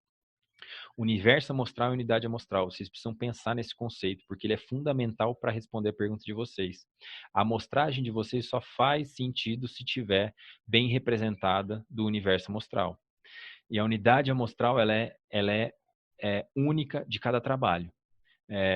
Ela é fundamental porque ela vai ditar a forma como você coleta a informação. Se você tem outros fatores que estão atrapalhando, de repente você precisa de uma unidade amostral não quadrada, mas uma unidade amostral que é um transecto. Ou de repente, pouco importa, você pode fazer um quadrado. Então, isso está muito ligado com o conhecimento a priori e com a pergunta que vocês têm. Níveis de tratamento, número de amostra. Eu preciso fazer só o controle ou preciso fazer níveis de tratamento? Eu estou testando hidroxicloroquina. Basta eu dar esse remédio para as pessoas ou eu preciso saber quantas gramas por quilograma de substância eu preciso dar para cada pessoa? Quantos níveis eu preciso desse tratamento? Então, isso faz sentido. Número de amostras. Quantas unidades amostrais eu preciso? Quanto mais eu tiver, melhor. Independência amostral, repetição e randomização. Essas unidades amostrais são independentes? Quantas repetições eu estou fazendo? Eu estou aleatorizando ou eu estou tendo que escolher porque eu tenho algum gradiente específico que eu preciso controlar por esse gradiente? Eu preciso evitar que esse gradiente atrapalhe as minhas análises. Tem efeitos confundidos? Tem intrusão demoníaca? Aconteceu alguma coisa que eu não prestei atenção? Tem outros fatores que eu não vi? Fiquem atentos, porque se isso estiver acontecendo, vocês precisam parar e começar de novo o delineamento de vocês. Porque depois de tudo coletado, não tem como você atribuir um efeito a uma coisa ou a outra. Existem delineamentos em blocos, existem delineamentos hierárquicos, existem delineamentos do tipo before, after, control, impact. Saibam para que eles servem, saibam se eles se encaixam no contexto de vocês e pensem se faz sentido para a pergunta de vocês. Como eu vou adaptar? O que eu preciso controlar? Como eu preciso dispor as unidades amostrais? Tudo isso faz parte do arcabouço teórico de um bom ecólogo e de um bom delineador de experimentos. Se vocês não fizerem esse delineamento bem feito, de nada adianta ter a estatística mais complicada da face da Terra, porque ela não vai conseguir te dar uma resposta precisa. Garanta independência dos fatores que você tem na tua análise, seja por meio de experimentos, seja por meio de correlações e testes a priori, porque é fundamental, se você quer separar os efeitos, é fundamental que eles sejam construídos de forma que esses efeitos possam ser quantificados e separados. Depois, com os dados na mão, vocês praticamente não vão conseguir fazer nada além de repensar um próximo experimento e sugerir e dar sugestões de como melhorar o que vocês fizeram. Bom, agora eu quero partir para essa parte aqui. Eu quero que todos vocês desliguem o microfone e que vocês pensem. Vamos fazer 5 minutos aqui esse exercício, só para finalizar. No começo da aula eu falei para vocês, eu tenho uma pergunta. O manejo florestal altera significativamente a abundância e diversidade de aves, sapos e pequenos mamíferos florestais dentro desta reserva? Então, eu tenho um delineamento e o meu delineamento é esse aí. Eu peguei uma unidade amostral nesse local aqui e uma unidade amostral nesse local aqui que foi manejado. Isso, no caso, essa área foi manejada. Essa área aqui não foi manejada. Tá certo esse delineamento? Quais são os problemas dele? Falem. Alguém? Ó, a primeira coisa é que você tem três tipos de área, né? Tenho Você três tem uma tipos de mais área. escura, uma no meio, outra branca e outra cinza na ponta, né? E Justamente. você, Pode seguir. além disso, você só tem uma réplica, né? Exatamente. Eu tenho Para uma cada uma das réplica. coisas. Justamente. O que mais? Então, ó, Ademar falou primeiro, problemas. Controle confundido com vegetação. Eu tenho um tipo de vegetação aqui, um tipo de vegetação aqui e um tipo de vegetação aqui. E eu tenho um ponto controle aqui e um ponto manejado aqui. Eu vou conseguir comparar esse ponto manejado com esse ponto controle? Não. Por quê? Está no mesmo tipo de vegetação? Não. Que controle é esse que não parece com a unidade manejada? Não vale nada esse controle. Problemas sem replicação ou sem repetição. Eu tenho uma unidade amostral manejada e uma unidade amostral controle. Eu consigo tirar conclusões com uma unidade amostral? Não. O universo de interesse está bem coberto? Não, não está bem coberto. O que vocês acham desse delineamento?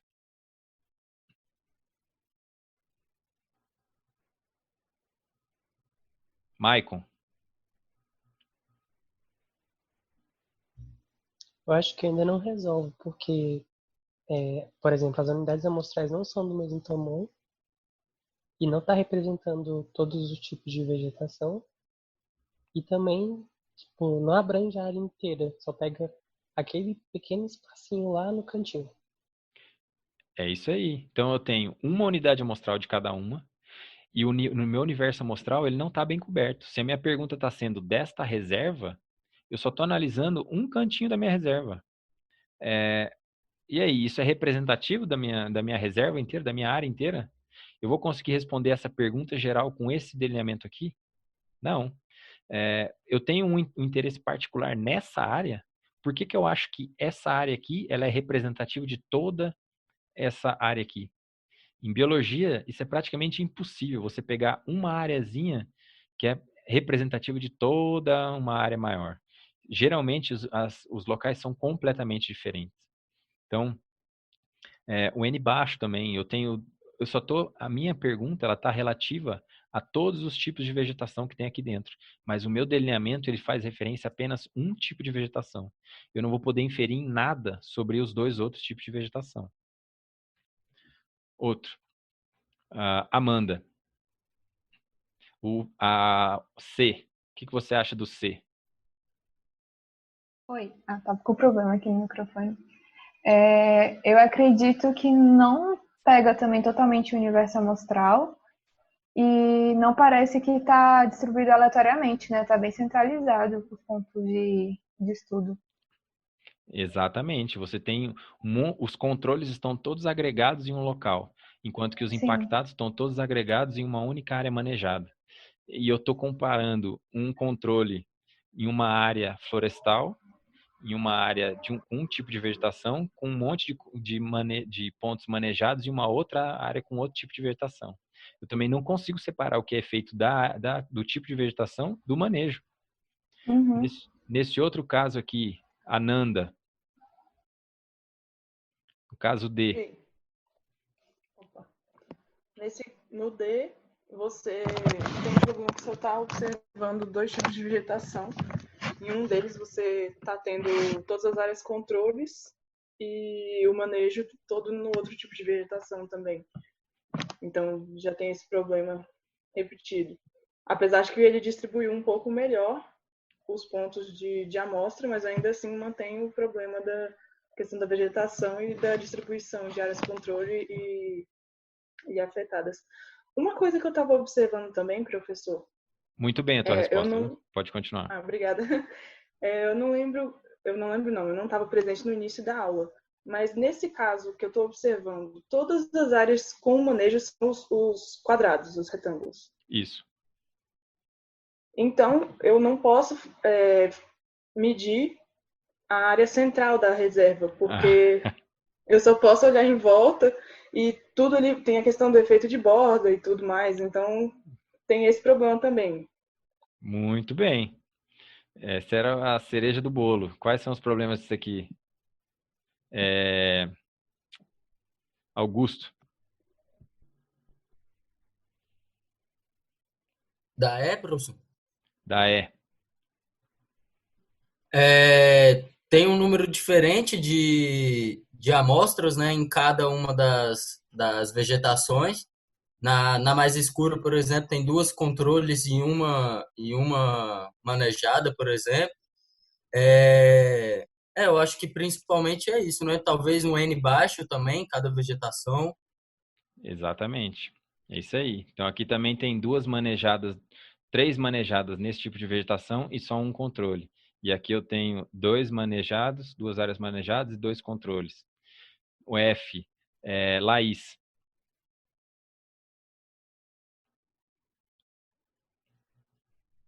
Oi. O que você acha do F? Então, o F, ele também tem o mesmo problema do que o Augusto falou, que as diferentes vegetações têm números de réplicas diferentes.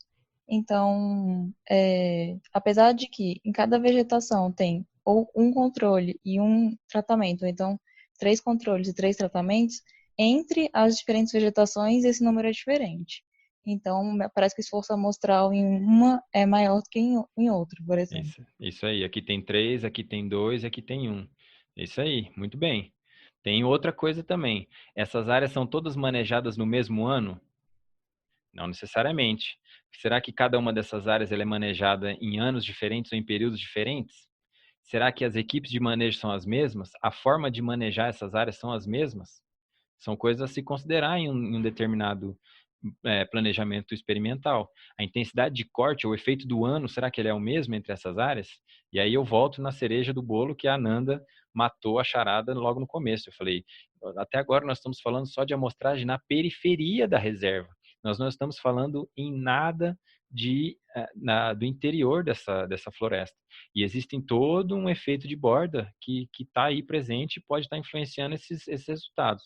Será que a nossa pergunta ela é realmente pertinente para a reserva inteira ou somente para a periferia da reserva? Então, isso é uma coisa que às vezes você tem que considerar. Se você não tem o que fazer, a tua pergunta, o teu delineamento, ele é incapaz de responder a pergunta central, às vezes vale a pena você restringir um pouco mais a tua pergunta, como essa, por exemplo, de o que acontece na periferia dessa reserva, e para você ter uma resposta muito mais efetiva do que deixar uma pergunta contendo um problema, sendo que você não vai analisar o interior da reserva. Ok? Basicamente era isso que eu tinha para mostrar para vocês. Se vocês quiserem ler o artigo do Hubert, de 84, ele é o Papa, esse artigo é a leitura obrigatória sobre delineamento experimental lá de 1984. Eu estava nascendo e o cara estava publicando a revista, esse artigo chave no delineamento de experimentos. Se vocês quiserem, eu já falei, digitem no YouTube Murilo SD, vocês vão encontrar o meu canal, tem algumas coisas que estão sendo postadas, inclusive 2 vídeos sobre universo amostral e unidade amostral, onde eu discuto alguns exemplos mais, talvez vai facilitar para vocês entenderem melhor esses conceitos. Se vocês quiserem mais coisas aprofundadas sobre o que nós falamos até agora, tem todos esses capítulos, tanto de livros como Estatística Sem Matemática, quanto do Gotelli, que vocês devem ter uma cópia em PDF, e alguns outros capítulos de livros sobre delineamento experimental. Então, gastem um tempo, leiam isso tudo, pensem no estudo de vocês, delimitem essas questões todas, porque isso é fundamental. Uma vez que vocês coletaram os dados, está feito o experimento. Se der alguma coisa errada, vocês vão ter que refazer. Ok?